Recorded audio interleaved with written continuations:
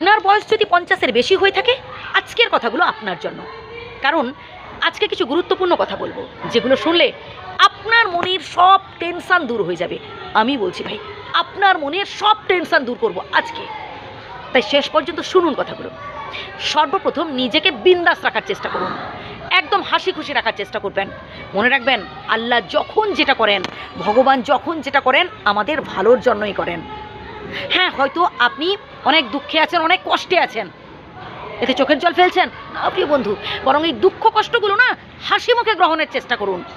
যত বেশি আপনি দুঃখ কষ্টগুলোকে খুশি মনে গ্রহণ করতে পারবেন, তত বেশি আপনি জীবনটাকে উপলব্ধি করতে পারবেন।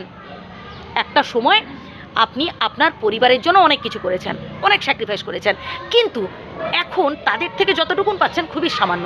এতে কষ্ট পাচ্ছেন, মন খারাপ করছেন, ভাবছেন যে এদের জন্য আমি কী না করেছি, আর এখন কি পাচ্ছি বা কী পেলাম। প্রিয় বন্ধু, আপনি আপনার দায়িত্ব পালন করেছেন, আপনি আপনার কর্তব্য পালন করেছেন, ধন্যবাদ জানাই সেজন্য। দেখুন, আমি 10 টাকা ইনভেস্ট করলাম, সেখান থেকে কত লাভ পেলাম, এই সব চিন্তাভাবনাগুলো ব্যবসার ক্ষেত্রে থাকে ভাই, দায়িত্ববোধ কর্তব্যবোধের ক্ষেত্রে থাকে না। তাই আপনি যেটা করেছেন, ভালো কাজ করেছেন, এর জন্য প্রাউড ফিল করা উচিত। প্রণাম জানাই ভাই, আপনাকে শ্রদ্ধা জানাই যে আপনি আপনার দায়িত্ব কর্তব্য পালন করেছেন, আপনি এত স্যাক্রিফাইস করেছেন। কিন্তু আশা করবেন না যে তারা আপনাকে সম্মান করবে বা শ্রদ্ধা করবে বা আপনার গুণগান গাইবে, দরকার নেই। তারা কি করবে না করবে তাদের উপর ছেড়ে দিন। আপনার কর্ম যদি ভালো হয় ভাই, তার ফল ভালো হবেই। ভরসা রাখুন নিজের কর্মের ওপর, আর ভরসা রাখুন স্বয়ং আল্লাহর ওপর, স্বয়ং বিধাতার ওপর। এর পরের পয়েন্টটা তো আরও গুরুত্বপূর্ণ। আপনার অর্জিত যা কিছু টাকা পয়সা, বাড়ি গাড়ি, যা কিছু আপনি কষ্ট করে উপার্জন করেছেন, নিজের নামে রাখুন। হ্যাঁ, অন্য কাউকে আপনি নমিনি রাখতেই পারেন, কিন্তু যেন আপনি ভোগ করতে পারেন এই চেষ্টা করবেন। আমি অনেক বৃদ্ধ মানুষকে দেখেছি ভাই, শেষ বয়সে ভিক্ষে করে খেতে।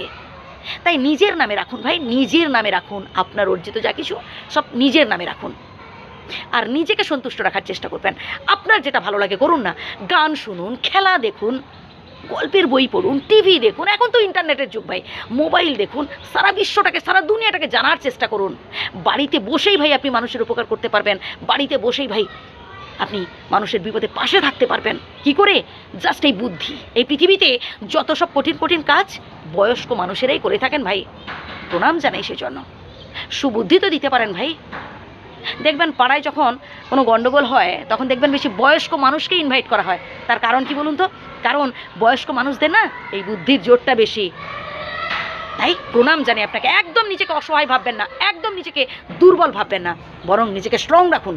আপনি আপনার বাড়ির কর্তা, আপনার কথাই হবে শেষ কথা। নিজেকে স্মার্ট রাখুন, সারা জীবন নিজেকে যুবক রাখার চেষ্টা করুন। ভালো থাকবেন, সুস্থ থাকবেন।